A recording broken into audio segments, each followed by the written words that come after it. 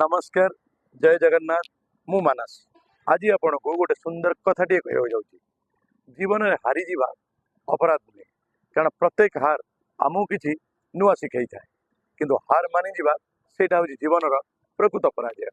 केबे केबे जीवन रास्ता बहुत कष्टकर लगे चारिड़ समस्या आसे निज लोक मैंने भी निजर साथी छाड़ी दियंती आ मन कहे एबे आउ हेब नाही